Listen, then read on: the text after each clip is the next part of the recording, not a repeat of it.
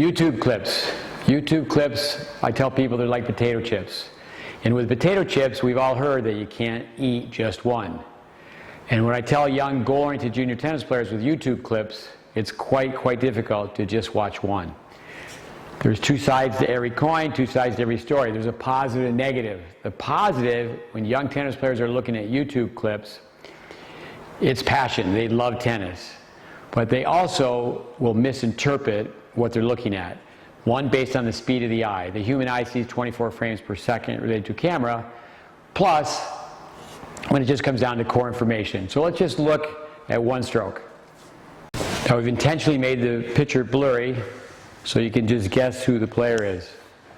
All right, now let's watch the serve. There's four components: grip, swing, body, and toss. Let's first look at the toss. You're going to see the toss goes up high. Now hold it. Now you can see she's going to start to look up. Go ahead. All right, now the apex of the toss. Let's see if the toss falls. It just slightly leaves the screen. It comes back. Okay, and hold up. Now we don't have a grid on the screen, but we know the racket's 27 inches. So the toss clearly goes past 27 inches up. So we were just to round that off, and to be fair, say 30 inches. 30 inches up, 30 inches down, 60 inches. Divide by 12, you have 5 feet of extra length. And the player has to time that. All right, let's look at the serve again. Grip, swing, body. Player has a continental grip. Now with the swing, arms are straight. Okay, right arm is straight. So it's not as loose as it could be. Now the right arm goes straight up. Now hold up. Now to guess how players are taught, down together, up together, and they just use their arms. Now she continues to go up with her arm.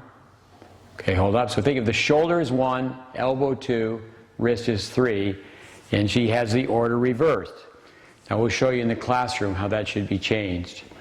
Now, so what's going to happen is the elbow is going to have to come down and go back up. Also, too, as far as the swing is concerned, the racket's pointing straight up. It's not in the hooded position, quarterback position, what we also call the salute position. Now look where she's looking. You could also guess that when she was very young, she was taught chin up, look up, keep your head up.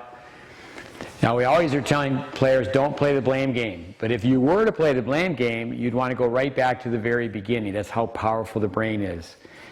The player becomes programmed right away when they start playing tennis. So let's watch what happens with a swing. And the elbow comes down. It's very good how the racket does get between the elbow and the head. Go ahead. Goes around to the side. It has the racket now go back, click. And you'll see how the racket's to the side. It turns out 180 degrees. Now with the body, we'll look at the body one more time, but from this position, falling slightly, but it's very good how she is, not opening up. But let's watch it again. We'll look at the body from the ground up. Now keep in mind, there's not a right or wrong way to hit. And we're certainly not advocating that world-class players change their game. But it's just that goal-oriented juniors should not misinterpret information.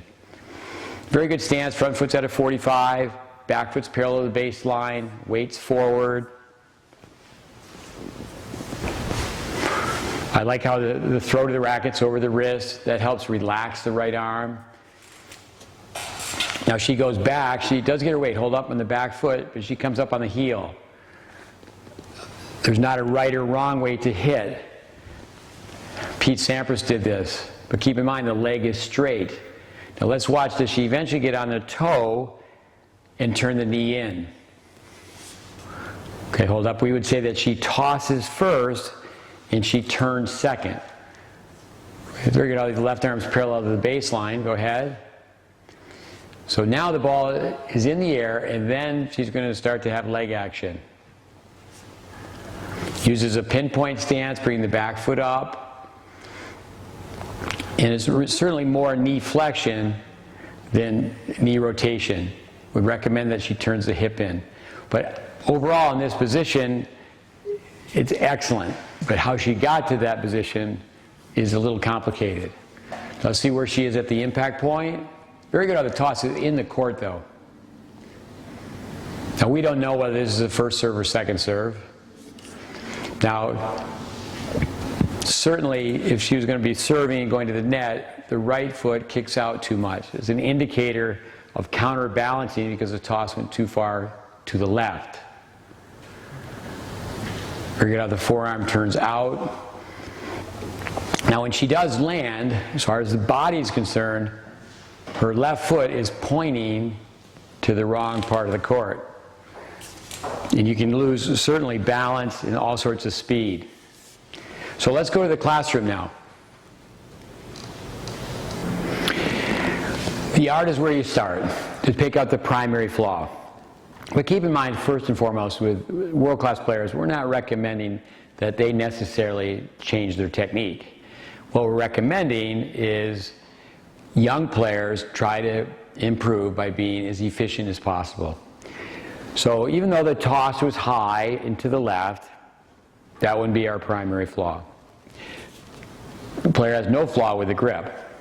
Then with the body, that the player doesn't initially turn, that would not be what we would focus on, or the leg being in this position opposed to turning this way in the beginning.